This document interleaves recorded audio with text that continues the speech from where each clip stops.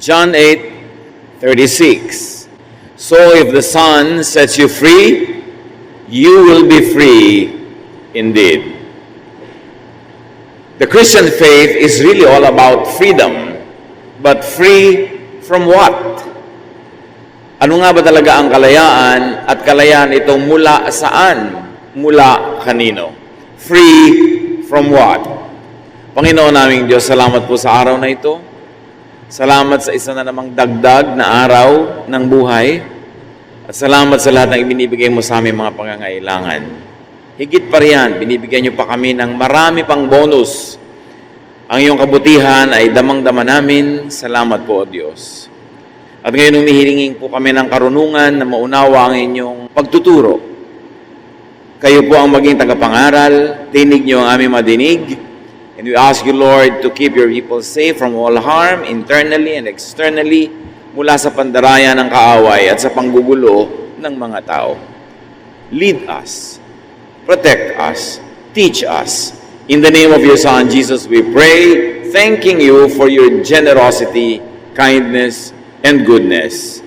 In His name, we honor you. Saan nga ba malaya? At ano ang dapat na maging bunga ng pagiging malaya? May isa kong paboritong kwento dahil ito'y lagi na lamang nagpapakita kung ano ang kahulugan ng maraming malalalim na bagay. John 8:1-11. Bagamat hindi yun talagang kwentong ito ang ating pagbubulay-bulayan. Jesus walked out to the Mount of Olives. Then early the next morning, He went to the temple. The people came to Him and He sat down and started teaching them.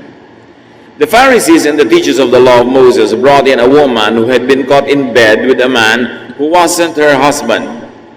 They made her stand in the middle of the crowd. Then they said, "Teacher, this woman was caught sleeping with a man who isn't her husband.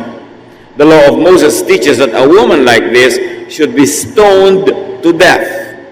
What do you say?" They asked Jesus this question because they wanted to test Him and bring some charge against Him. But Jesus simply bent over and started writing on the ground with His finger. They kept on asking Jesus about the woman. Finally, He stood up and said, "If any one of you have never sinned, then go ahead and throw the first stone at her." Once again, He bent over and began writing on the ground. The people left one by one, beginning with the oldest. Finally, Jesus and the woman were there alone. Jesus stood up and asked her, "Where is everyone? Isn't there anyone left to accuse you?" "No, sir," the woman answered. Then Jesus told her, "I am not going to accuse you either. You may go now, but don't sin anymore." Pamilyar na kwento, gasgas na nga sa tenga ng marami, pero hindi na uubusan ng leksyon para sa atin.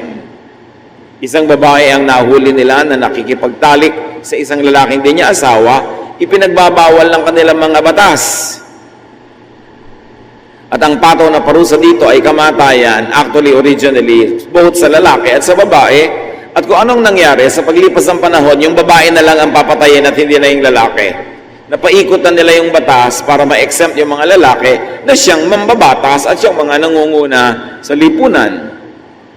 So dinala ang kahabag-habag ng babae, walang kalaban-laban, huling-huli sa akto, at dapat siyang patayin sa pamamagitan ng pagbato hanggang mamatay. Can you imagine kung gaano kasakit ang batuhin ka hanggang mamatay? Naranasan na nating mabunggo, mauntog, ang sakit, pero yung hanggang madurog ang bungo mo, hanggang mamatay ka, babatuhin ka, hindi lang ng maliliit na bato, pati ng malalaki.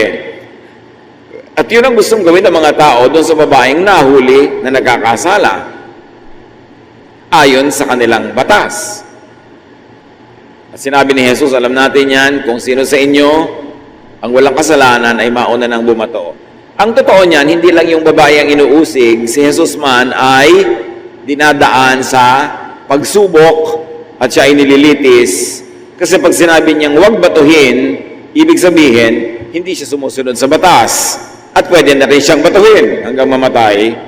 Pero pag sinabi niyang batuhin, ibig sabihin, hindi siya susunod sa sarili niyang batas ng pag-ibig at pagpapatawad. Kaya lose-lose. Kahit anong piliin ni Jesus, talo siya sa tingin ng mga gustong at nagpakana na siya ay makorner, masubukan at mahuli. Pero napakaganda ng sagot ni Jesus. Hindi niya diretsong sinabing huwag niyong batuhin, therefore he cannot be accused of not obeying the law. Pero hindi naman niya sinabing batuhin dahil he will be accused of not obeying his own law of love. Kundi sabi niya, sige, pwede naman batuhin, pero binigyan niya ng qualification na ang babato, yun lang walang kasalanan. Knowing very well that everyone is guilty of some sin or the other at hindi lang lahat ay nahuli nung oras na yon. Pero ang dapat natin pagtuunan ng pansin sa panahong ito, bagamat maraming pwedeng pansinin sa kwento na yan, is that people were bound to and by the law. Gapos, nakatali, nakakulong, nakakadena ang mga tao sa batas ng kanilang relihiyon. Kung kaya't, people will kill or die because of religious law.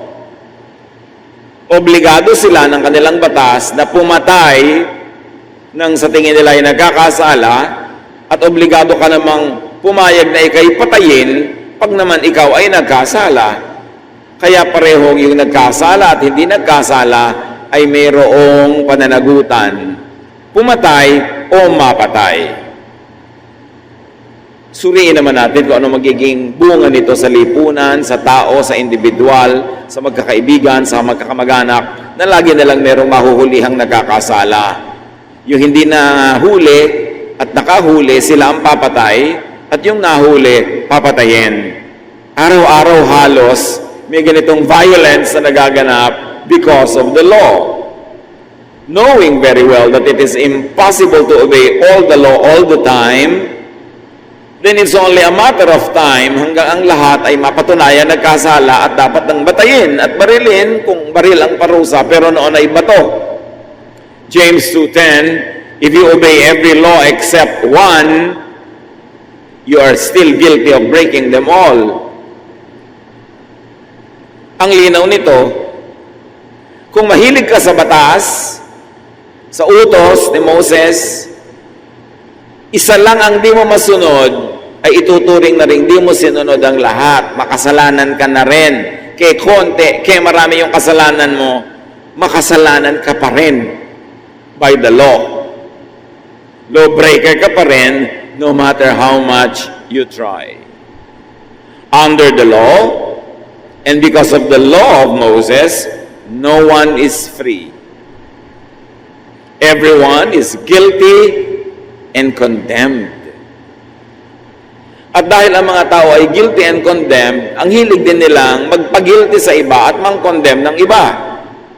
Dahil hindi sila tumatanggap ng pagpapatawad, hindi rin sila mapagpatawad because you cannot give what you do not have. And that's what they never had, peace of mind. Ang lahat ng tao ay naghahanap ng kapwang nakakasala para mabato, at lahat ng nagkakasala ay nagtatago dahil sila ang mababato. Walang kapayapaan ang relihiyon na ito. Nagiging mapanuri para kang pulis, laging naninita, laging nanguhusga, walang katahimikan, wala kang pwedeng pagtiwalaan. Galatians 3:10, anyone who tries to please God by obeying the law is under a curse. Scriptures say, everyone who doesn't obey everything in the law is under a curse. So pag mahilig ka sa law, everything or nothing. Sundin mo ang lahat dahil bali walang sundin ang 99 kung yung 1 hindi nasunod. At sinasabi dito na sino man ang nagnanais na ang Diyos ay mabigyan ng kasiyahan sa pamamagitan ng pagiging mabuti, sa pamamagitan ng pagiging sinless, sa pamamagitan ng pagsunod sa mga alituntunin ng batas, sila ay nasa ilalim ng sumpa. Dahil hindi nila mabibigyan ng kasiyahan ng Diyos, dahil hindi naman nila masusunod ang lahat ng law. Romans 3:10, the scriptures tell us, by the law, no one is acceptable to God. Kung ang gagawin ng Diyos sa panukat sa tao ay ang batas, walang tatanggapin ang Diyos ni isa. Kaya kung ang gagawin din nating panukat sa kapwa-tao ay batas, wala tayong tatanggapin. Itatakol mo ang iyong magulang, itatakol mo ang iyong anak, ang iyong kapatid, maghihiwalay lahat ang mag-asawa. Kung ang gagawin nilang panukat sa kapwa, tao ay ang batas na dapat ganito, dapat ganon, dapat perfect ka, dapat ito sundin mo, ito ganon. Kasi lahat naman nakakasira ng mga alituntunin na yan. Walang nakakasunod ng lahat ng alituntunin ng moralidad sa lahat ng oras. Kaya ang Diyos, kaya lang tayo nagiging katanggap-tanggap dahil binabaliwala niya yung batas at ang pinapairal niya yung batas ng pag-ibig na sinabi ni Jesus. Tayo man, sa lahat ng relasyon natin sa kapwa, nananatili lang tayo magkakasama kung ang ating paiiralin ay batas ng pagpapatawad, pagmamahal at pag-ibig. Pag ang pinairal natin ay legalidad, yung dapat ginagawa mo tas hindi mo ginagawa, therefore guilty ka, lahat ng tao maghihiwa-hiwalay. Kaya ipinakita na sa atin ni Jesus kung anong dapat. Hindi ang batas ni Moses, hindi ang mga batas at alituntunin ng relihiyon, anumang relihiyon, ang tutungtungan ng tao para makarating sa Diyos. Ito yung elevator na libre ang sakay, the love of God through Jesus. John 8:12, once again, Jesus spoke to the people. This time He said, I am the light of the world. Follow me and you won't be walking in the dark.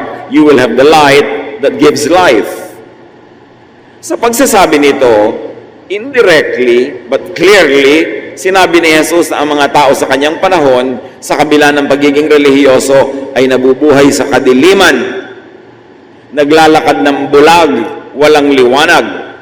Kaya sabi niya, ako ang inyong sundin, hindi ang law, hindi ang mga Pharisees, hindi ang inyong mga religious regulations. Kasi pag sumunod kayo dyan, lagi kayo nabubulid, lagi kayo natutumba, nahuhulog, dahil walang perfect. Under the law, because of the law, people were in darkness, according to Jesus. And therefore, people were lifeless. People were dead. Meanwhile, the opposite is Jesus. Jesus is life. He is light. He is love and grace, not the law. Kamangha-mangha na sa kabila ng buong buhay na nadidinig natin ang katuruan tungkol sa love of God through Jesus, salvation by faith, by grace, ang mga tao, pinaghahalo pa rin nila sa utak nila at puso at buhay yung love at yung hatred, yung grace at yung law. At pagka sila nasa kataasan ng kanilang kalituhan, ang pagbabasihan pa rin nila ng pagtanggap sa kanila ng Diyos at pagtanggap nila sa kapwa ay yung pagsunod sa mga alituntunin, in other words, kabanalan, kabutihan, perfection, moralidad, samantalang ang lahat ng iyon ay tinatakpan, hinuhugasan, pinapalitan ng pag-ibig at pagpapatawad ng Diyos, ano paman ang iyong kalagayan. Takot na takot ang mga relihiyoso doon sa ano paman ang iyong kalagayan, ano paman ang iyong performance, dahil ang takot nila baka abusuhin at mabuhay ka na sa kabalbalan, sa karumihan, dahil alam mong mahal ka ng Diyos. Pero hindi kailangan ng Diyos ng editor, hindi kailangan ng Diyos ng protector mula sa Kanya at laban sa Kanya mga sariling katuruan. Itinuturo niya talaga ang walang patakarang pagtanggap at pag-ibig sa pamamagitan ni Jesus. At hindi pwedeng paghaluin si Jesus at ang mga Pharisees, the law of love of God and the laws of Moses that require people to be stoned and to submit themselves to stoning. Hindi pwedeng salad o bulang lang ang pananampalataya. Either you live by grace or you live by obeying the law.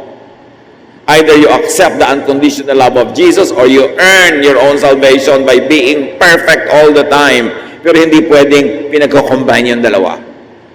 In 99.99% of so-called Christians, litod dyan. Hindi naman kasi ina-emphasize ng pulpit yung love of Jesus Kasi ang trabaho ng pulpit din manakot. Kaya ang trabaho din ng church manghusga. Nakakalito. Ano ba talaga ang kailangan? Ang linaw-linaw. If you obeyed all the law but fail in one, you fail in all. Then nobody will pass the test. So bakit pa yung test of the law i-apply mo sa buhay mo, hindi ka naman papasa? John 8:13-15, The Pharisees objected. You are the only one speaking for yourself. And what you say isn't true. Yung itinuturo ni Jesus about His love and forgiveness. Jesus replied, you judge in the same way that everyone else does. But I don't judge anyone. Malinaw yan. Jesus is Savior, not judge. At least at the moment. And yet we always love to judge people in the name of Jesus. But Jesus does not judge anyone. And if Jesus does not judge anyone, what is our business judging our fellow men? The Pharisees and their followers are under the law, so they judge others by the law. Meanwhile, Jesus is not under, not for the law, so He is free from the law, and He teaches and gives freedom from the law. Yan lang ang maunawa ng Kristiyano, tatahimik ang buhay niya at magiging masarap din siyang kasama. Ang pagkakaiba ng law at grace, ng freedom in Christ and yoke of slavery under the law. Pag naintindihan niya yon at pinili niya si Jesus at pinili niyang lumaya from the law of Moses, hindi na siya kahit kailan matatakot, perfect man o hindi perfect ang kanyang performance, at hindi na rin siya mananakot, at hindi na siya mambabato ng kapwa. The reason why many Christians continue to stone others is because they don't understand what it means to be free in Jesus. What the love of God through Jesus means. Kasi parang ganito, salvation is free. It is by love of Jesus. It is by forgiveness. Tanggapin mo ito because you are now under grace, under love. At pagkatanggap mo kay Jesus, sasabihin ng church, huli ka, tumanggap ka na. Ngayon, member ka na ng church namin, balik na tayo under the law. Ito na uli ang mga law. Ito na uli ang mga law. At pag hindi ka sumunod, ititiwalag ka namin, papagalitan ka namin, pag-uusapan ka namin, i-judge ka namin. So sa kanila, yung salvation by grace, pang-akit lang para sumali ka sa kanila. At oras sa sumali ka na, ibabalik ka uli sa law. Gapos ka na naman, nadagdagan pa. Kasi the last 2,000 years of Christian history has added so many other laws and regulations to that which Moses made. Balik oppression, balik guilt, balik judgmentalism, at balik hypocrisy. Sa takot mo na lang na mabato, sa takot mong ikaw ay malantad, magpapanggap ka. Kaya ang mga tao sa church may mga maskara. May nag-comment nga, pinaka-hypocritical people daw on earth ay mga taga-church Kasi lagi nagpapanggap. Paano? Pagka sinabi mo ang totoo, huhusgahan ka. Nasaan si Jesus? Nasaan yung freedom? Nasaan yung grace? Nawala. Pang-akit ang salvation by faith. At pag tinanggap mo na, biglang, works na uli yan. Kailangan wala kang katapusan ng pagsisikap na abutin ang hindi mo naman kayang abutin kung talagang aaminin mo lang. John 8:21-24, Jesus also told them, I am going away and you will look for me, but you cannot go where I am going, and you will die with your sins unforgiven. Sabi sa pupuntahan ko, di kayo makakasunod. Dahil sa kalagayan nyong yan, mamamatay kayo nang hindi kayo napapatawad. Anong kalagayan? Yung ang inaasahan ay personal performance. Yung ang ginagawa ay husgahan ng personal performance ng iba. Sabi, because ang pinapairal nyo ay law, papairalin din sa inyo ang law. And you will never be forgiven. Hindi nyo ako kayang sundan dahil ang aking daigdig ay daigdig of forgiveness and love. Pero ang gusto nyo, judgment, judgmentalism, hatred, and anger, hindi kayo makakapasok sa kaharian ng Diyos. Hindi nyo ako pwedeng sundan. Verse 23, Jesus answered, you are from below, which also means you are about the law. And I am from above, which is grace and love. You belong to this world, but I don't. You are under the law, I am not. That is why I said you will die with your sins unforgiven. You don't have faith in me. You have faith in Moses. You have faith in the law. You have faith in yourselves, in your own performance. If you don't have faith in me for who I am, you will die, and your sins will not be forgiven. Why will your sins not be forgiven? Because you don't forgive others of their sins. Why will your sins not be forgiven? Because you're a sinner. And why are you a sinner? Because you subscribe to the law, and the law makes you a sinner. Pag may nakalagay na no parking at nag-park ka, may kasalanan ka na. Pero kung walang nakalagay na no parking, kahit mag-park ka, wala kang kasalanan. At yun ang inalis ni Lord, yung no parking sign, yung law, ang inilagay niya, love, I love you. Anong nakakatakot doon? Why are people uncomfortable with that idea? Because they want to be under the law. They're afraid of their own selves and others that you might abuse God. Sobrang laki ng Diyos, hindi mo kayang abusuhin. Hindi mo siya kayang ubusin ang pag-ibig niya. Nothing can separate you from the love of God through Jesus. No height nor depth, no length nor width, no demon or angel, no adversity or goodness, no misfortune or fortune can separate you from the love of God through Jesus. And yet, why are we so afraid of love? We are afraid to love, and we are afraid to teach love. Iniiba natin ang katuruan ng Diyos. Under grace na nga ang Kristiyano, ibabalik mo uli sa law. Puro guilt. Faith in Jesus sets people free from sin and the law and from spiritual death because the law of Jesus invalidates the law of Moses. Gaano kahirap maintindihan yon? Pero pag pinaghalo mo sa iisang sisidlan ng love of Jesus and law of Moses, confused ka. And you will confuse everyone else. And you will never have peace. How can anyone under the law have peace when you know that every moment of your life, you are not able to obey all the law all the time? Sinob na nga ng Diyos yung problema. Sige na, love na lang. Kaya kumisan, pag kami mga meeting ang mga leaders ng church, anong gagawin kay ganon, anong gagawin kay ganyan, dapat sinasabi, love na lang. Meeting adjourned. Hindi ipapatawag pa si nagkasala, lilitisin. Ano mga kasalanan mo? Sinong kasama mo kasalanan? Tawagin dito. Ihantad sa publiko sila. Sabihin ang mga kasalanan nila, parusahan sila. Moses yun! Marami mga Christian churches, si Moses naman yung idol, hindi si Jesus eh. Mahirap ba maintindihan yun?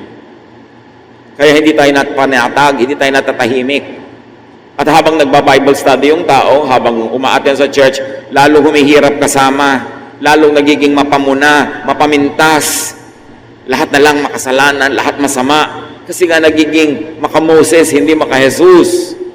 Kailan pa mag-ahari si Jesus sa ating puso, habang laging sinasabi ng ating nguso na si Jesus ang hari? John 8:30, after Jesus said this, many people put their faith in Him, meaning no longer in the law, but in Him. Yun ang mga unang tunay na Kristiyano, yung kumawala, humulagpos sa law of Moses, sa traditions of Israel, at tinanggap ang walang patakarang pag-ibig ng Diyos na iniaalok ni Jesus. Nung tumigil silang piliting akyatin ng matarik na bangin paakyat sa Diyos, nalaglagan lang sila ng laglagan dahil hindi nila maakyat at sumakay sila sa elevator ng love of God through Jesus. Yun ang mga unang Kristiyano. Saved by faith through grace, not by works, meaning not by obedience to the law. Sumusunod ka na lang sa ideya ng batas, pagmananampalataya ka na, dahil mabait ka o gusto mong mabait at pinipilit mo maging mabait, pero hindi para tanggapin ka ng Diyos, hindi para patawarin ka ng Diyos, hindi para maligtas ka. Gumagawa ka ng mabuti, sinisikap mong gumawa ng mabuti dahil ligtas ka na, hindi para ka maligtas. At kung ligtas ka na, sinisikap mong gumawa ng mabuti, panakana kayo nagkakamali ka, nahuhulog, ligtas ka pa rin. Kaya gumawa ka uli ng mabuti, nadapa ka, bumangon ka uli, nahulog ka, umakyat ka uli. Pero at the end of your life, you will see God face to face because you are saved through faith, not by works. Kaya yun ang pinag-uusapang eternal salvation. Once saved, always saved. Because your salvation is not according to your performance. It is according to the love of God through the performance of Jesus, which is perfect. the perfection of Jesus transfers to the imperfect believers who are made perfect by their faith. Dapat pagkalinaw-linaw nun.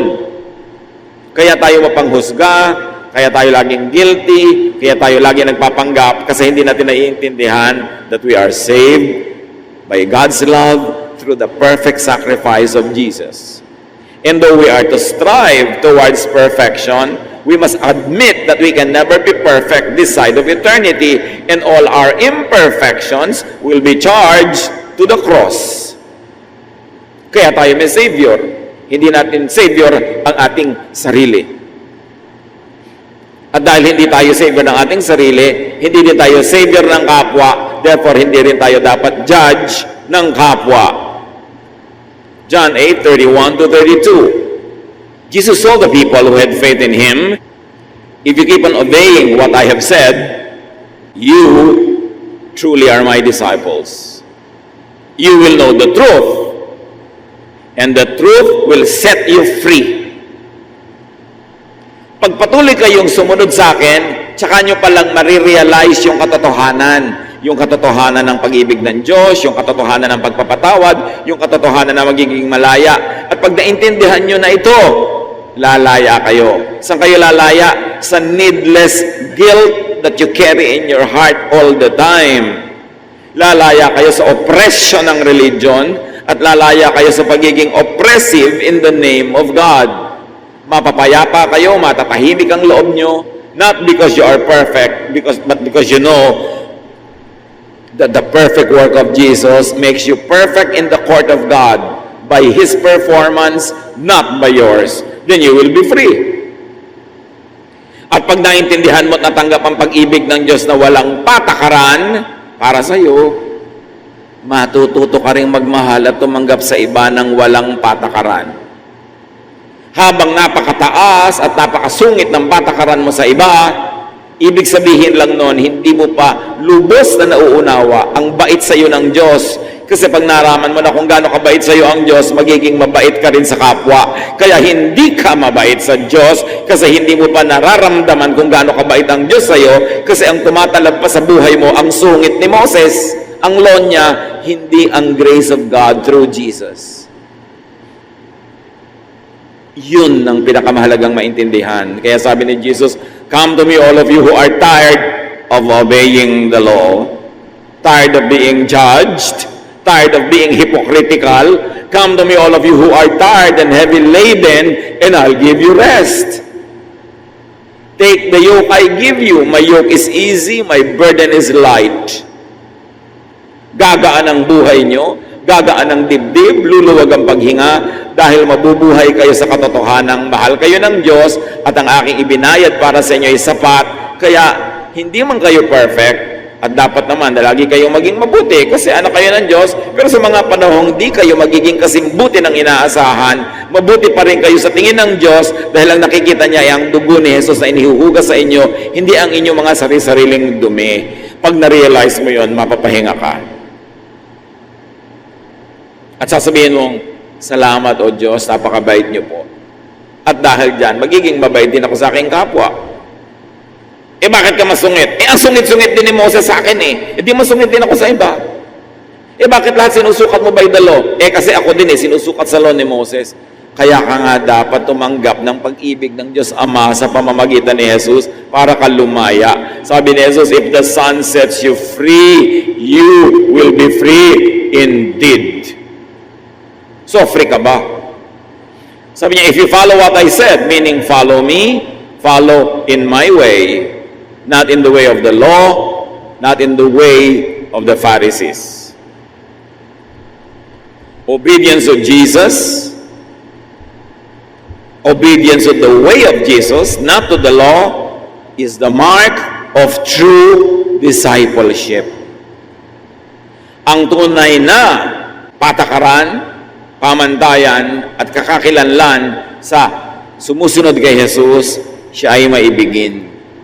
Hindi mapang-usig. At sa pag-ibig na yon, sa Diyos at sa kapwa, natututunan din niyang ibigin ang kanyang sarili kahit alam din niyang hindi siya perfect. Self-rejection is the result of being oppressed by the law.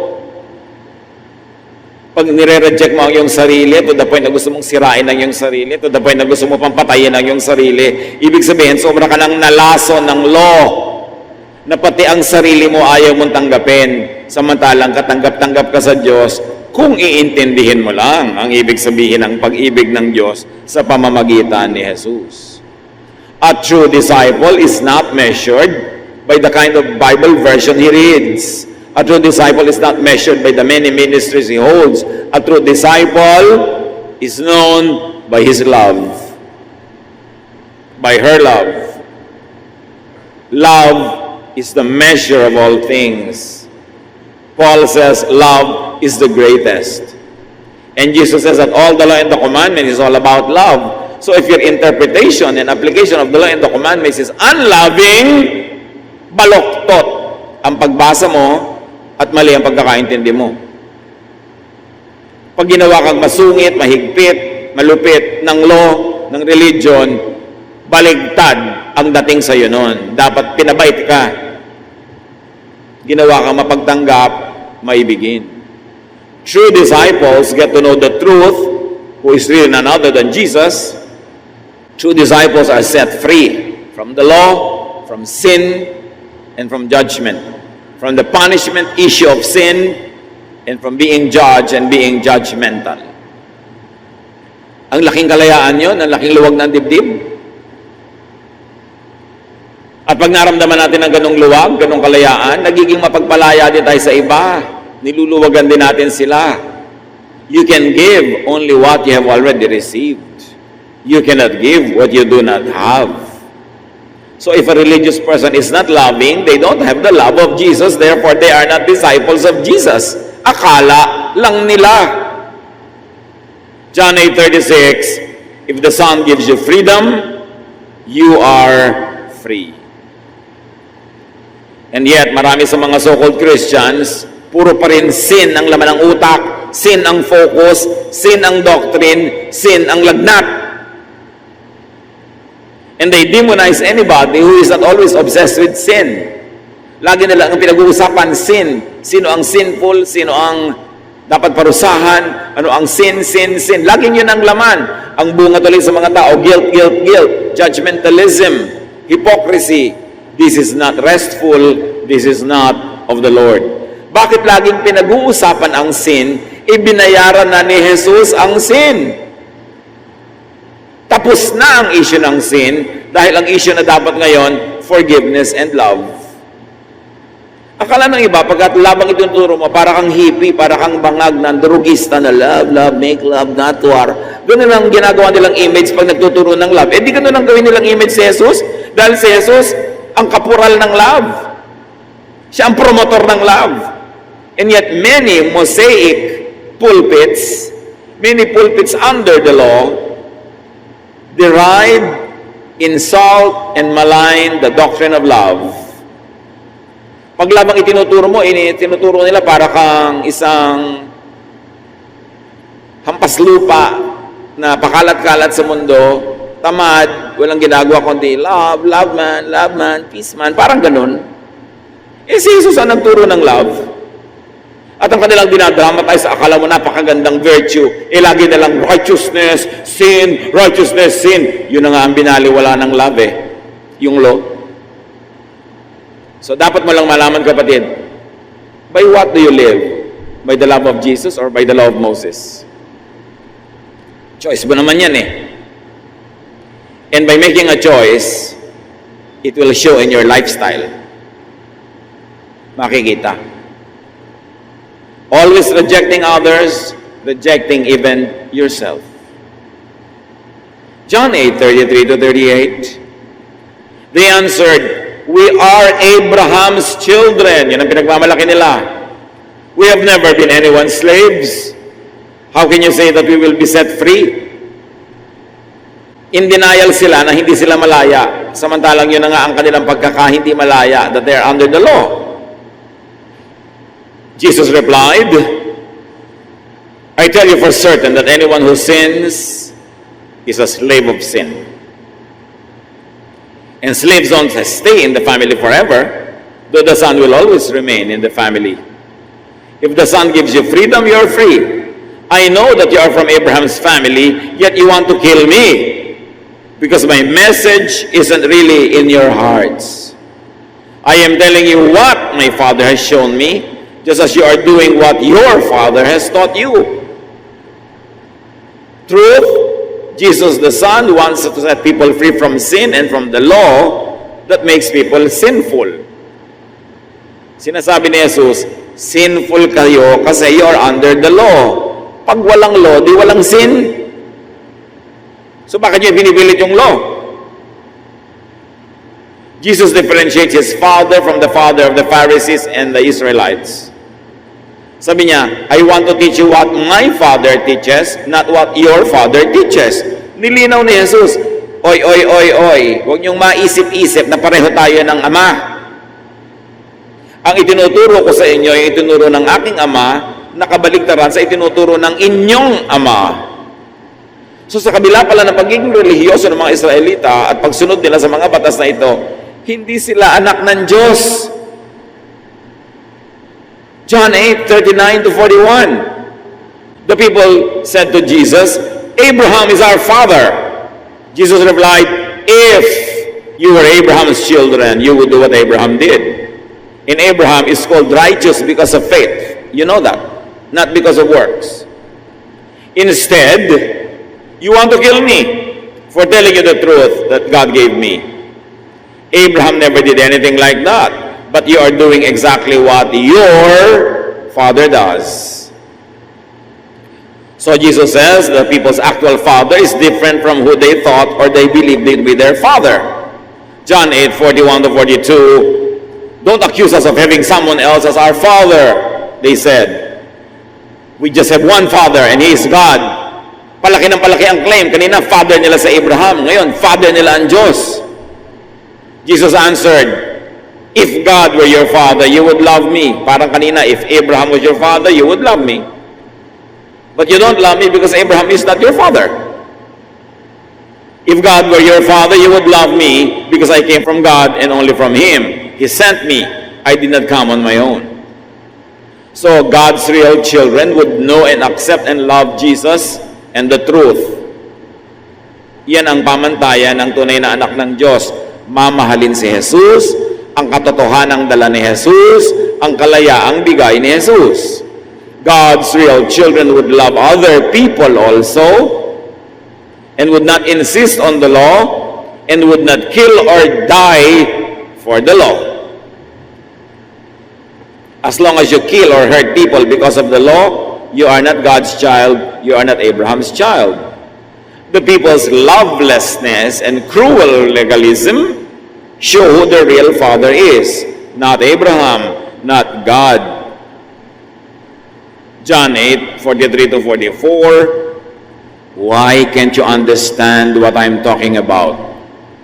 Can't you stand to hear what I'm saying? Sabi ni Jesus, your father is the devil.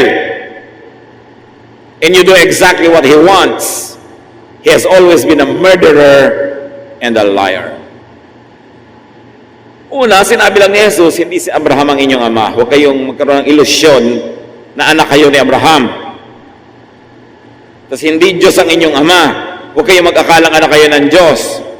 At nung ayaw pa nila ng ganon, diniretso na ni Jesus, si Satanas ang ama nyo. Anak kayo ng demonyo. Yun ang sinabi ni Jesus sa mga Israelita. Kasi siksik nyo sa law. Nagiging malupit kayo because of the law. Nagiging hypocritical kayo because of the law. At ngayon ipinadala ko ng Ama para ituwid ang liko, liwanagan ang madilim, itama ang mali. Gagalit kayo sa akin. Gusto nyo akong patayin. Ipinakikita nyo kung kanino talaga kayo anak. Anak kayo ng demonyo. Can you imagine, masampal ka ng ganong kalaking katotohanan ni Jesus mismo? Siguro naman hindi na natin kailangan ng hermeneutics o interpretation sa verses na ito.